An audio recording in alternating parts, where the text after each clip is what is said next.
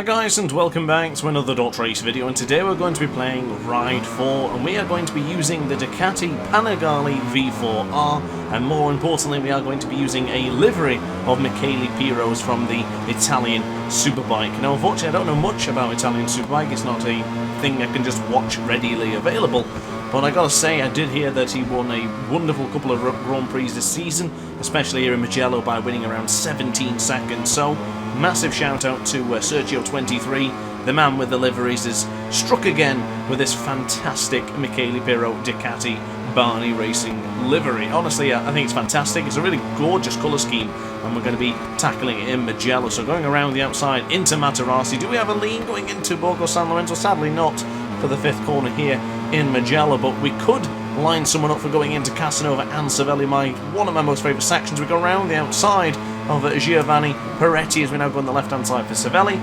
We managed to get at least one overtake done in the wonderful flip-flop section of Michele. Now something I will have to mention is that Sergio made this livery quite a while ago, and I'm only just now getting the chance to slot it into a time slot for my videos. I had planned to do this video for a long time, but sadly just never came up, so here we are today. And something I will mention as well is that we aren't using any electronics for this one, unless you want to count the engine brake at 2, but there is no traction control and there is no anti-wheelie set, and you will know that if you've used the Ducati Panigale V4R without any electronics, it can be bloody brutal to handle. So I'm going to be taking it very careful for the first couple of laps, and also want to try and keep things relatively close to the AI, so maybe not fully accelerating on the back straight, and maybe just taking it a little bit more easy rather than just completely blitzing the pack and moving on to the front within a couple of seconds, because unfortunately nobody really wants to see one rider just disappear out to the front and never be seen again. But we're going around the outside of another Ducati. Goodness me, he really picked it up there on the right hand side, but you will notice I'm not actually even fully accelerating in the bottom right hand corner of your screen. You can see with how much acceleration is being applied that I was only pushing around 80% of the acceleration, and yet we still were able to fly through on a couple of riders. So now going into turn 2 for the left-hander of Luco. Do we get onto the right-hand side for Poggio Secco? Not quite, but we are right into the slipstream of the Super Naked. Do we get it? Oh, bit of a wheelie there, just approaching the exit out of the rumble strip there, but now into Materassi. Good defensive move from Fausto Grevasoni, but we'll get on the right-hand side for Borgo San Lorenzo, and we do actually have the inside line. Now Vasil Fokin and Simon Bellucci ahead of us. Do we have another lunge going into Savelli? Not quite. Defended pretty well, did the Russian just ahead of us, but we now go on the right-hand side. Ooh, had to pick up the motorcycle there on the entry for Arrabbiata 1. We'll go on the... Could we go around the outside, just sizing him up as we go on the right-hand side? Oh, not quite. Fokin still hanging in there as we both went into Arrabbiata 2. Usually two riders going into the corner, doesn't matter. Oh, massive contact. Absolute a massive whack there into the rear of the Russian. I'm taking a quick look behind me just to make sure that Grevasoni is not close enough to get past me or even get caught up on my little bit of an excursion there as we almost went off the track, but we going to calm down a little bit as we go into Correntaya, because we have to be ready for Biondetti 1 and for the second Biondetti, because of course the combination of corners is just really difficult sometimes. So we do bring on the acceleration to get past the Russian man, and now it's time to chase down the Argentine in the lead. So going into Pacini, we could literally get the lead going into San Donato if we just bring on the acceleration. Kind of don't want to just beat him on the acceleration, kind of want to be forced on the brake, so I'm going to reduce acceleration ever so slightly, and then we'll start chasing him down. That's when the action will really come in, when I start chucking in those super fast lap times. Of course, if you've seen the DrAce challenge from yesterday, battling it out into Sugo, you know what it's like when we get into that open track and it's just me and the road and me and the bike just working in tandem. Things can be produced, and when things are produced like that, they can be great. So we'll get past Simon Bellucci eventually, and then we'll start chucking in the ridiculous lap times. But around the outside of the Massimo Tamburini, not quite going into Materassi, as we go on the right hand side for Borgo San Lorenzo. We did the same thing as the other rider did on the previous lap, where he gave us an opportunity to take back, but not quite this time. Going into Casanova, do we have the lunge into Savelli? That's a fantastic lunge up on the inside for Savelli. The lead is now ours, so I guess now it's time to bring on the acceleration, bring on the aggression as we now try and tackle this Italian circuit in the Tuscany hills, as we now try and get the fastest lap time of the race.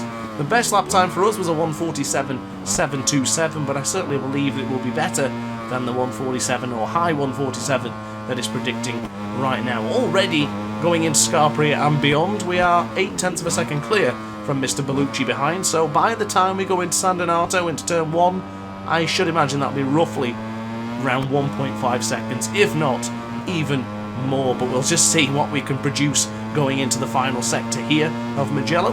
So I hope the riding is looking pretty smooth, because unfortunately I can't say the same for my voice, so if I do sound a little bit out of it today, or a little bit rough, that will be because I'm not feeling 100% at the minute, suffering with a few issues, throat related, and the usual gubbins for this time of year, and just generally feeling a bit unwell, so I do apologise if I'm lacking a bit of energy and excitement for the particular video, but I tell you, I am doing my best. But we did actually go into San Donato as predicted, over 1.5 seconds clear from the Argentine behind. The actual lead was 2.2 seconds, so pretty nice from ourselves, if I do say so. But we now go on the right hand side. Must be careful on the change of direction from turn 2 to turn 3, because when you go into that change of direction, if you're in first gear for example, you're going to lift up the acceleration, and you're also going to lift up the motorcycle very, very abruptly if you're not careful. I did that before this video. I think, oh my goodness, as we were speaking of it, I've just done it there as well. When you're in a lower gear and you have all that torque, it's very, very easy to wheelie with this motorcycle if you're running with no anti-wheelie, so just be very careful if you are trying this out yourself by going without any electronics. Of course, I always implore you to try and do the same things I do, so if you are watching the videos and you want to try Michele Pirro's Ducati, maybe you want to try out one of the Ride 4 DrAce challenges I've just done yesterday, or even the weekly challenge, whatever you want to do, and you want to try and replicate what I'm doing, I would always try and give you a little bit of advice along the way, just in case you decide to replicate it for your own experience. But on this penultimate lap, we are going into Correntallo, and we are actually losing time because of those too many wheelies. So even though we were ahead of the pack and we were actually clear from any sort of riders who may be slower, we actually lost a little bit of time compared to the previous lap, which is kind of odd.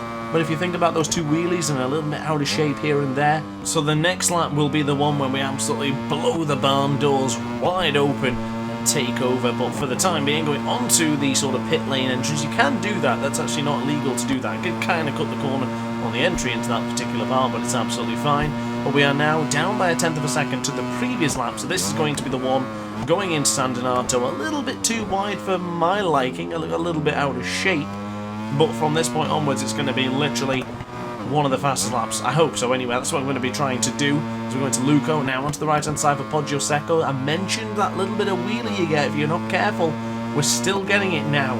So you have to be very, very careful with the no anti-wheelie in this track, because it can be really difficult to stop the bike from wheeling. It's just a beast of a motorcycle. It really is. It just wants to just lift. It wants to raise and give everyone a hug, but unfortunately it can't do that when we're riding and racing at this level. So 4.7 seconds is the gap to Simon Bellucci, so we don't even have to concern ourselves with the riders behind. And shout out to another South African there. It's a ride we've not seen in quite a while, Karen Jones. I think I started my very first ride video against Karen Jones once or twice, so that's kind of cool that the South African would appear.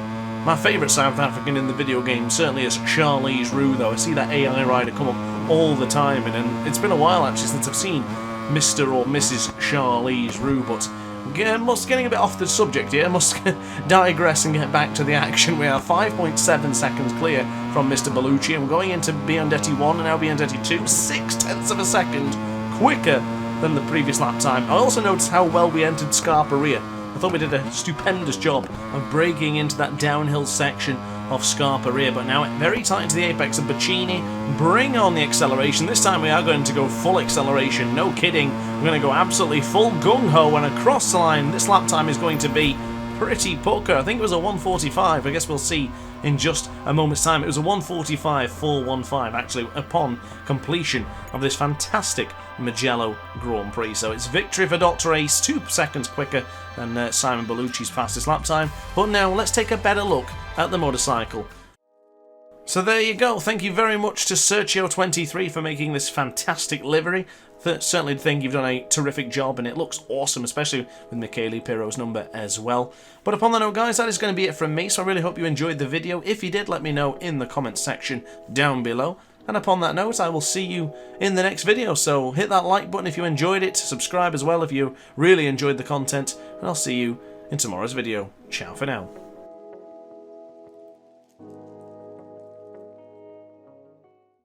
Oh hi! Didn't quite see you there. Good to see you're still here. If this video didn't quite sate your appetite, then why not watch some more DrAce content by clicking the video shown on screen now. Furthermore, if you would like to follow me on social media, you can do so now, with the links down in the description. Consider subscribing so you don't miss a single DrAce video.